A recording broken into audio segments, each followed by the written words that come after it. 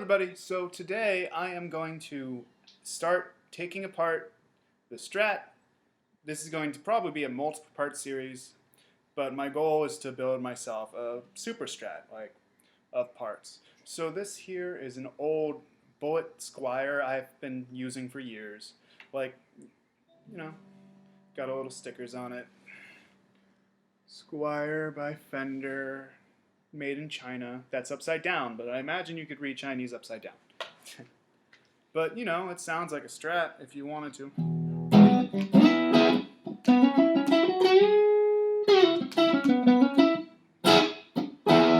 Or lower.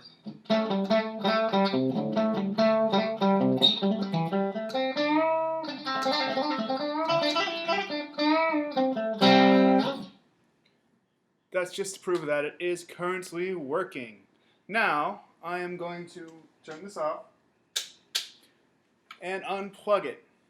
Because believe it or not, when you're trying to cut things open, you do not want to have it like electrical plugged in. Now, I'm just really going to be using 3-4 tools from what I can tell. I'm going to be using this little string cutter.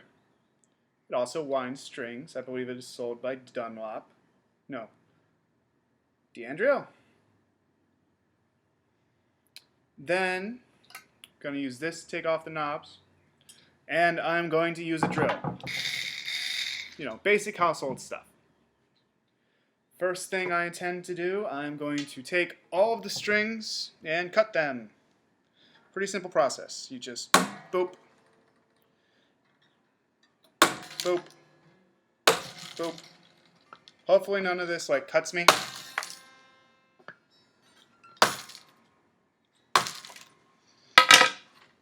Now I'm sure there are easier ways to do that, but that is the method I have chosen.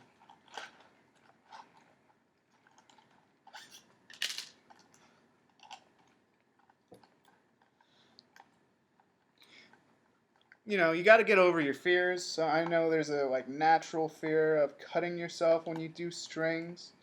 And I find that if you just destroy them all, you won't have that fear anymore. No. If only. Next, with this cool little device, I'm just going to pop off all the volume pots. If it'll go.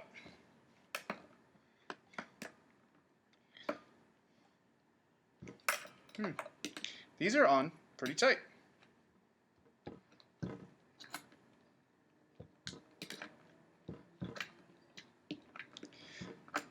I haven't decided yet, but I will probably put on new pots before too long. As you can tell, I have not done any work on this thing, probably ever. The pot came straight out. Wow. That's surprising to me. Also, it appears I have missed a string. Not a big deal, but a little upsetting.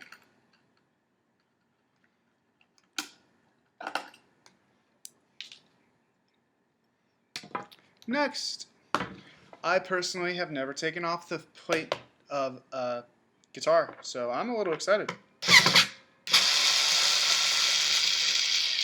Make sure you are screwing in the right direction, or unscrewing. Make sure you use the drill in the right direction. Lefty loosey, righty tighty. That rule actually comes in handy a lot in life.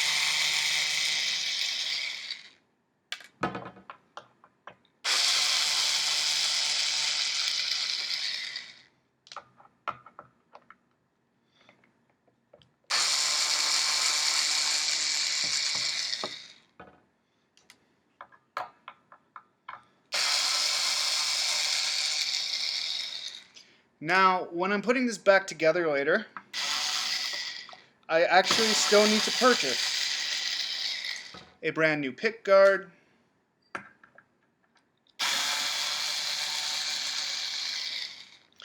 as well as probably getting new pickups.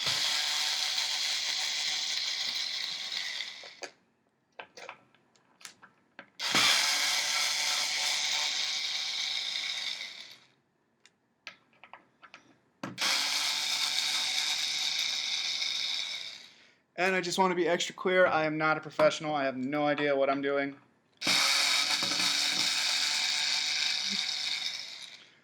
I am just curious.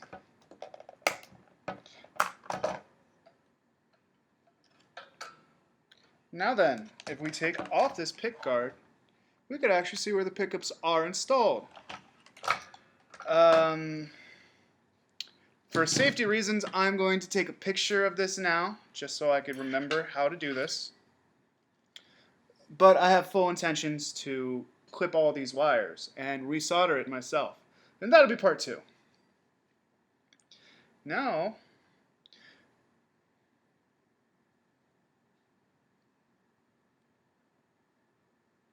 if anything gets lost, you could always find schematics online as well.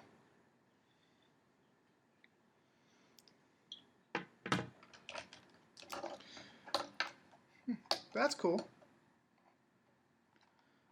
All right.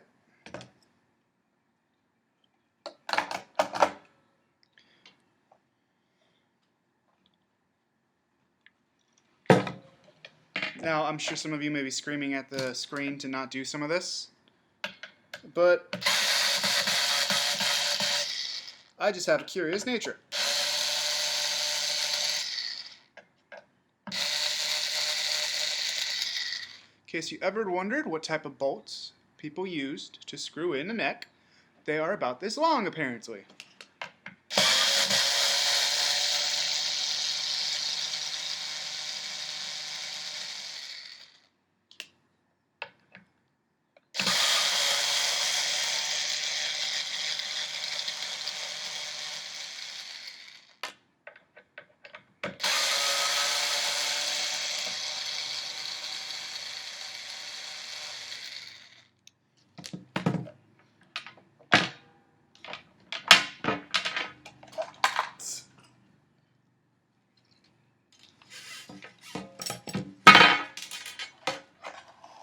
Alright, so I feel like that's good for part 1. The guitar is now taken apart.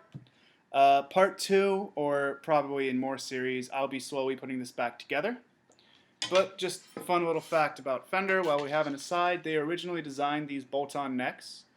Because if you look at my Fender neck, or like this neck I've been using, you can tell there's quite a bit of grime. I have been playing this for years. I do have some attachment to it. I've spent some hours in it. So obviously I'm not trying to just completely destroy this. I will be working on it. However, to start a project, to start making something new, you often need to be willing to take it apart. So I'll see you guys next time. Let's see, hopefully, if I could rebuild this, make it better. Once again, I am not a professional at any of this. I'm just curious, and we'll see what happens together.